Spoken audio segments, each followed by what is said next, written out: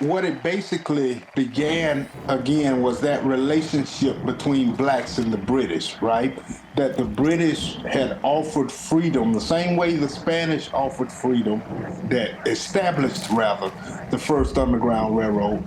The British did the same. And so they began to seek out these places in which the British had control, with the Bahamas being the primary place above all. And so in time, it was a developing railroad system.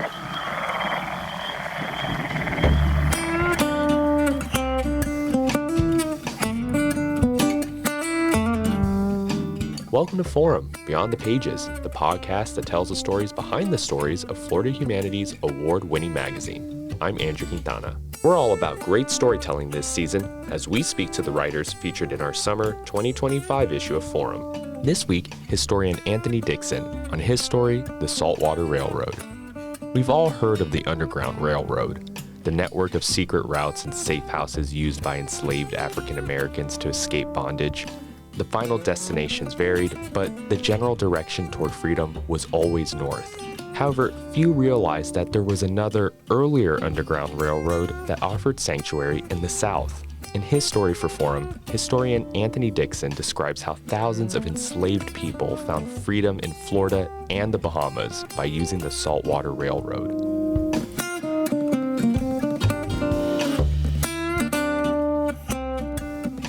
The Underground Railroad and the network of secret routes that helped enslaved people escape to freedom has been pretty well documented throughout the history of the U.S., but I don't think I've ever once heard the term Saltwater Railroad.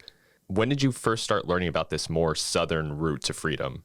Well, I'd like to say first that there's really one Underground Railroad that was well documented. The others were not.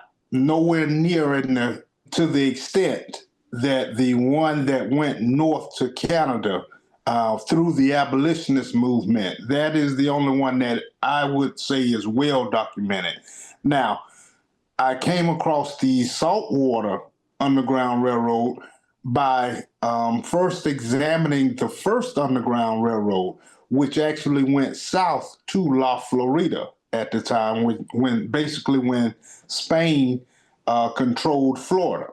In understanding that underground movement and that Underground Railroad, I then came into, as more and more research was uncovered, that it also developed into the Caribbean. And this was primarily with the relationship of blacks with the British. And so the first inklings first demonstrated that relationship, but then the extension from that first Underground Railroad from basically the Tampa area to primarily Andros Islands, Bahamas, kind of indicated and then developed the full Saltwater Underground Railroad. Was the Saltwater Railroad then a clearly defined trail just like the Underground Railroad? It sounds like throughout its history there were so many ways to technically use it. Well, yes, what it basically began again was that relationship between blacks and the British, right? That the British had offered freedom the same way the Spanish offered freedom, that started the first underground, that established rather the first Underground Railroad. The British did the same. And so they were looking, and when I say they, I'm talking about those who had absconded and were seeking freedom and thought that freedom would best come outside of the United States. They began to seek out these places in which the British had control. So Trinidad, Barbados, and the Bahamas were the three primary places, with the Bahamas being the primary place above all. And so in time, it was a developing railroad system. So yes, it was kind of, I don't want to say haphazard, but there wasn't a direct route. It was simply getting to a British Caribbean island. And then once that community was established on Andros Island.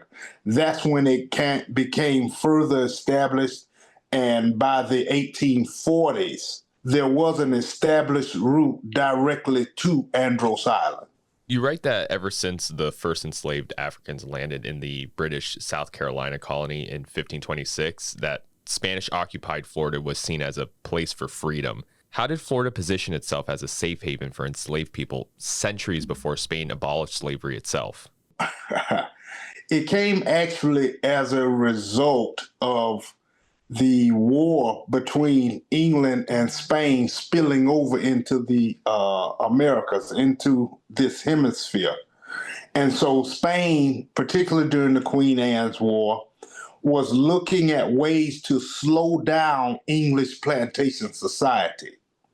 And so when the Crown became aware that there were enslaved people who were absconding from the British colonies, from the English colonies, and coming down into La Florida in order to weaken, and their attempts to weaken and slow down the plantation society, the English plantation society, and slow down their colonization of North America.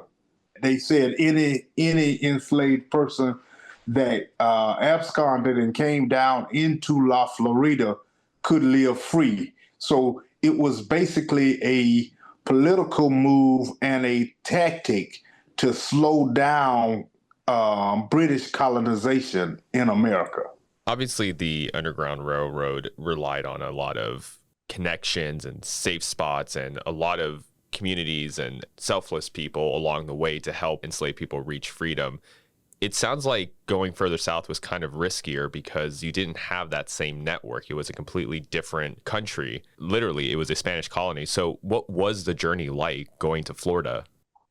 This journey was a much arduous task because the only main guidance that they had was a southward direction in which they were looking for a specific river. And that specific river is the St. Johns River.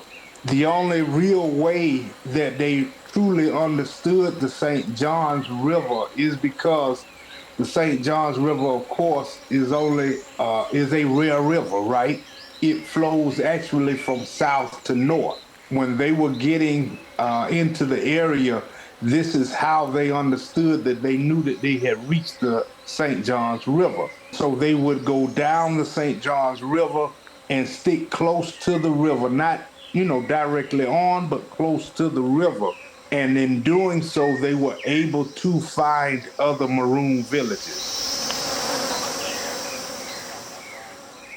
By the 19th century, you say that Seminoles began playing a role in luring enslaved people to Florida, eventually allowing them to live amongst them with their own settlements nearby.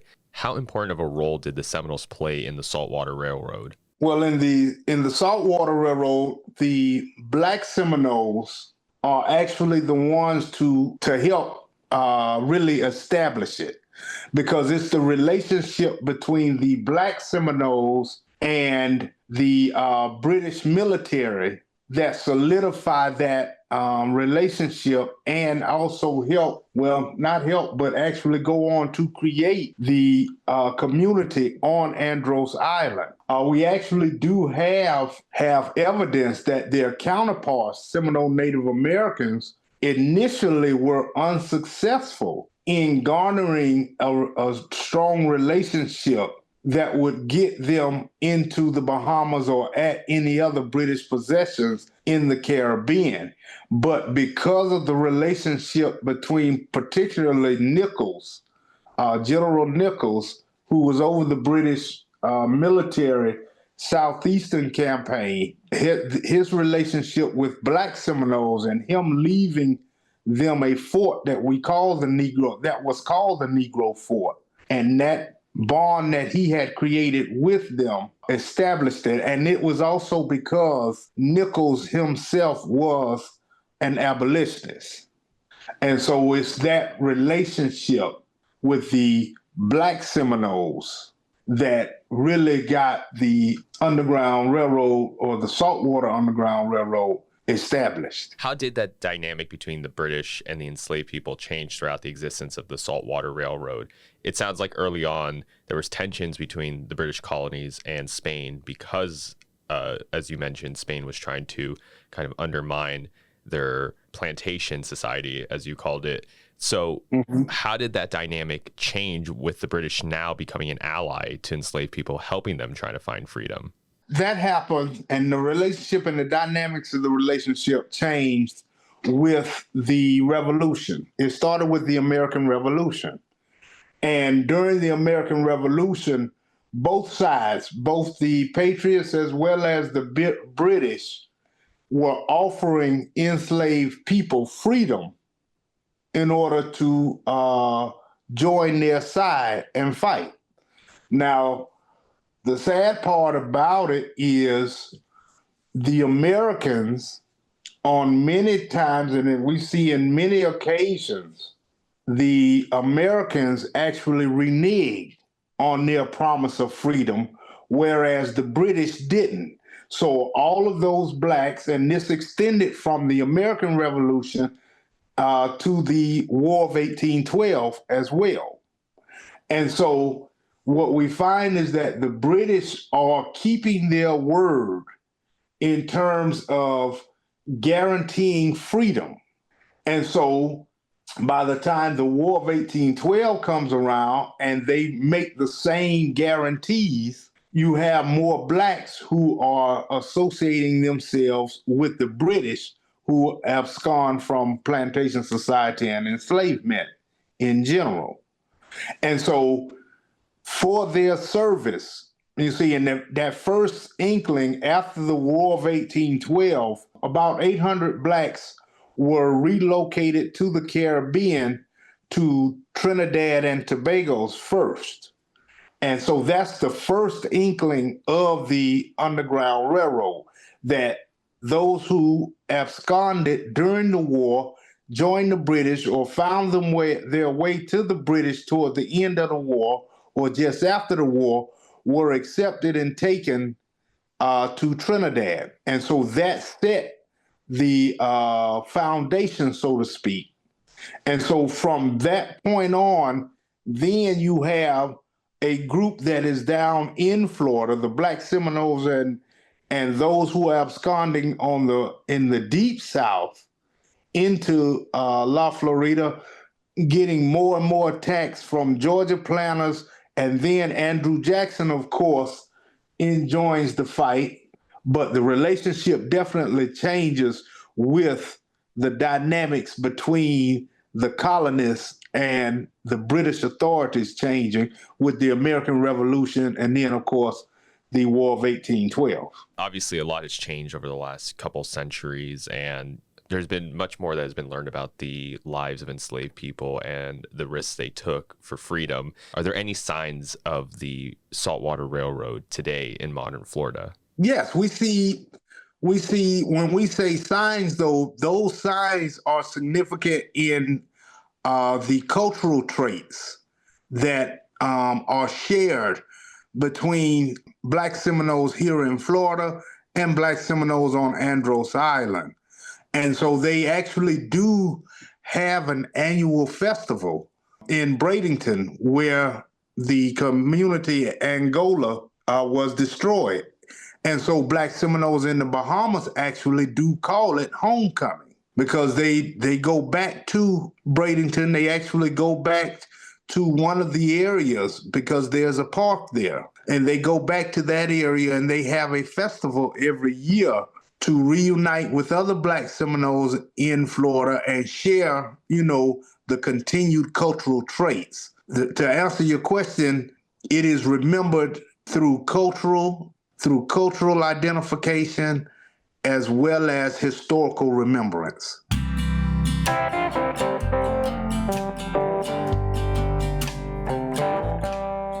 That was Anthony Dixon on his story, The Saltwater Railroad.